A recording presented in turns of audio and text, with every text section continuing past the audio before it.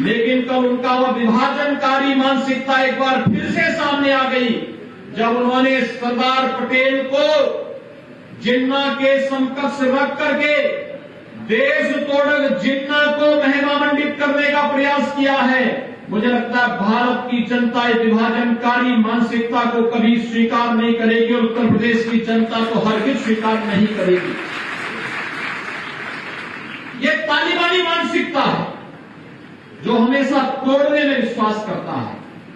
पहले सामाजिक तालिबानों को जाति के नाम पर और तमाम अन्य वादों के आधार पर तोड़ने की प्रवृत्ति, और जब अपने मंसूबों पर सफल नहीं हो रहे हैं तो महापुरुषों पर लांछन लगा करके पूरे के पूरे समाज को अपमानित करने का प्रयास हो रहा है।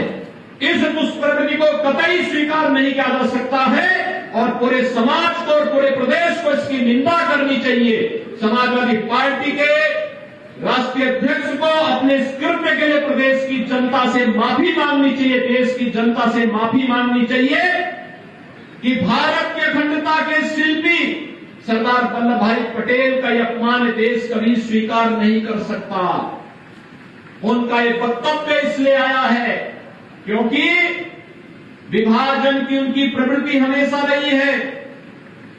वे चाहते ही नहीं थे किसी गरीब को मकान मिले, किसी गरीब को शौचालय मिले, किसी गरीब को रसोई गैस का कनेक्शन मिले, किसी गरीब को बिजली का कनेक्शन मिले, किसी गरीब को 5 लाख रुपए की सहायता स्वास्थ्य के लिए बीमा कवर मिले।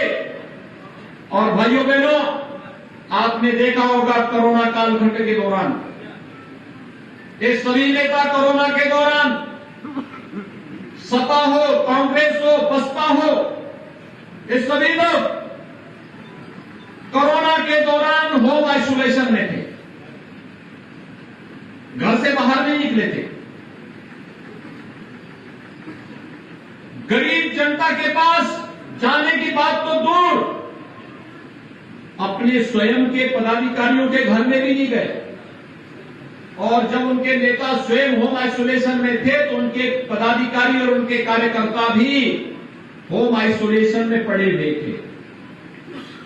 भाइयों बहनों, ये होम आइसोलेशन में पड़े हुए इन राजनीतिक दलों के नेताओं को चुनाव के दौरान भी होम आइसोलेशन में जरूर भेजना, क्योंकि जो आपकी संवेदना के साथ खड़े नहीं हो सकते, आपके सुख में आपके साथ आपको बधाई नहीं दे सकते और आपके दुख के साथ आपके साथ अपनी संवेदना नहीं जोड़ सकते, तो फिर वे इसी प्रकार से गरीब को, वंचित को, दलित को, अति पिछड़े को, समाज के उस हर एक तबके को, वो किसी जाति, किसी मत, किसी मजहब का क्यों न हो, उसकी पीड़ा के साथ कभी खड़े नहीं हो सकते।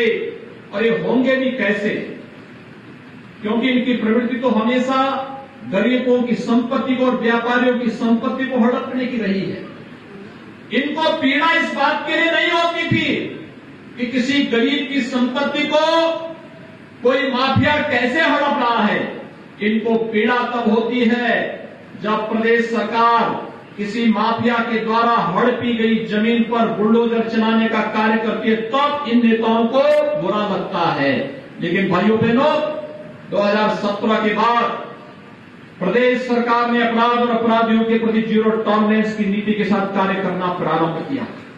एक तरफ अपराधियों के साथ सख्ती के साथ निपटने का कार्य, प्रदेश में कानून व्यवस्था की सुदृढ़ स्थिति, सुरक्षा सबको, आस्था का सम्मान सबका, लेकिन शासन की योजनाओं का लाभ भी सबको, लेकिन कानून के साथ खिलवाड़ करने की छूट किसी को नहीं।